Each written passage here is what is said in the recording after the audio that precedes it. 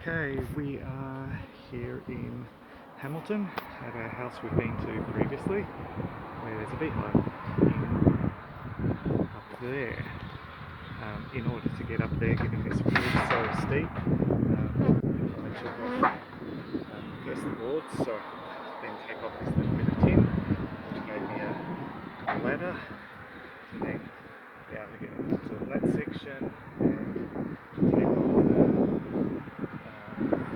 capping and sheets there to access the hive. Okay, the comb's all white, so it hasn't been there that long. I'll climb up there, take a video up there and show what the hive looks like from up there. But we'll be using the bee pack in this one out and then putting the comb in a bucket. Okay, a little bit higher on the roof. I had to take the capping and some sheets off the mirror of that roof line because the reading I was getting down lower was a misreading. There was a gap in the insulation, like there's a gap up here, so it made a bigger heat signature. The bees are just here,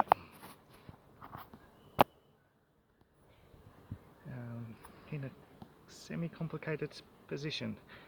We'll be able to get it out, use the bee vac. It's really new based on the colour of the comb and everything I've been told.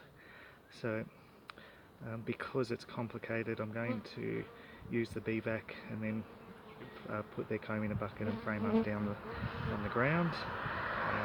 But at least now we know where the hive is, and we'll go from there. Okay, so here's a better look at the hive. There has been a hive here previously. You can see it got attacked by wax moth and hive beetle after it either overheated or was poisoned. But because there's been a hive here previously, that bit on the right is all old hive. You can see the stringy stuff from wax beetle and wax moth and hive beetle. They'd come in and cleaned up the remnants, or most of the remnants, but because there were pheromones up here and no real insulation in this section anyway, there's whole bits of this part of the roof that don't have anything in it, the bees came back. So that's why poisoning's not always the best solution, because it just once the poison wears off, the bees come back. Anyway, I'm going to bee vac these bees out.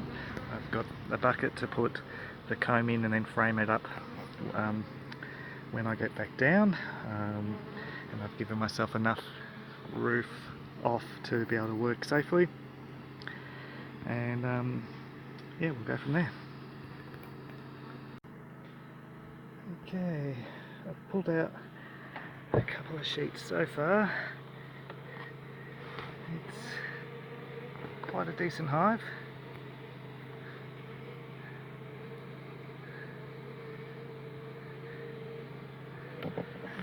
Just in a very awkward position. So that's the pitch of the roof, so it mirrors that roof there. So yay, it's fun times. Okay, good news is I just bee vac'd the queen off the last piece of comb. That's what we've still got to go. I obviously didn't do a video of the queen because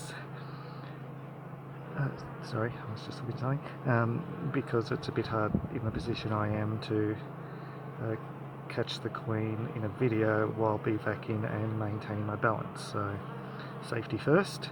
But we've now got the queen in the box, so now we've just got to get the remaining comb out. A lot of brood, a little bit patchy, so I will have to test it for European foul brood and American foul brood. It doesn't look like American foul brood. Doesn't look like European foul brood either, but when it's patchy you always run the tests and make sure the hive's not diseased, and then once we've ruled that out we try to work out what's causing the patchiness. Anyway, I'll keep going. It's been a slow job, it's in a very awkward spot. The bees have found one of the most difficult spots in the house to build their home.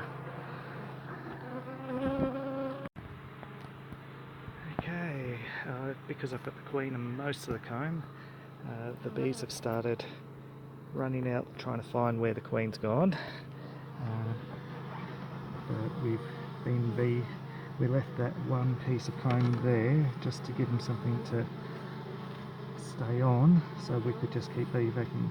See, we've bee vacuumed most of the bees, so we'll now cut that last piece of comb, bee vac the bees that are still in the cavity. Then we'll spray some eucalyptus oil in here to stop the returning foragers coming in, and then we'll fill the cavity, bee vac more bees from the outside, and start putting things back together. But it took longer because we are in a difficult position. See, I'm having to work in multiple ways, but always safely. But it's a long way down, and it's a very, very high-pitched roof. So there we go. We'll keep going and getting close to being done. Okay, we've bee-vacked heaps of the bees. The reason we're seeing bees flying around more outside now is we sprayed the eucalyptus oil. So what happens when we do that is the bees vacate the cavity. But bees don't like the smell of eucalyptus oil. If I still had babies and everything in there, it wouldn't work. But because of it, we've cut the comb out. The bees have left the cavity and don't want to stay in the cavity. So now we'll bring up the rags that the Salvation Army in Hamilton gave us, which was really nice of them. Well, we had to pay, but they gave us a huge discount. They gave us some socks and jocks to fill up the small cavities, and some bigger stuff for the bigger cavities. Initially I thought the hive was in a different location, but there was just some gaps in the insulation in another section of the house, like right near where we are. So I thought I'd need some more smaller stuff than I did, but it's all good. Either way, the Salvation Army was really good and helped us out. So anyway, I will now fill the cavity and put the roof back together, and then we'll do one last bee vac from the outside and we'll be done.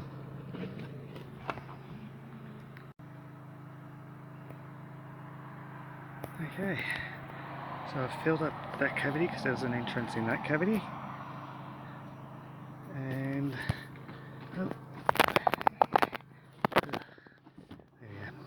filled up that cavity as well.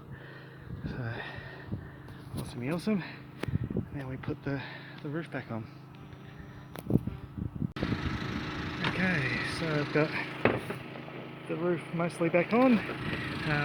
The handyman will have to do the pop rivets just there, and you'll have some more pop rivets down over there at that junction, and then at another spot. But I'll video them more for the real estate agent's reference. Okay, so there's still some bees coming back, but just there is the other spot the home handyman needs to pop rivet, and the last spot is pop riveting that plate back on. We have some worker bees and some robber bees coming in, but it's a tiny handful. I'll bee vac a few more, but on the whole we're done. The last few foragers the younger ones will go join another hive. The older ones will stay here for a couple of days before they die. They're in the last couple of days of their lives. So on the whole, roof's back together. Home handyman just has some pop riveting to do and the weatherboard's put back on. So yay, fun times. Okay, so there's the bees in the box. The rest of their resources are in that bucket, which will get framed up at quarantine. It's too hot to do it right now, and they'll be fine. Somewhere in the yard I've lost my little knife. Dropped down off the roof and I can't find it. So, well, such is life. But we'll now get these girls to quarantine and do the rest there. Fun times. And there you go. You can see where we were working. There's almost no bees left up there, just a teeny tiny handful. So there we go. Oh, I'm tired now. Time to go to quarantine.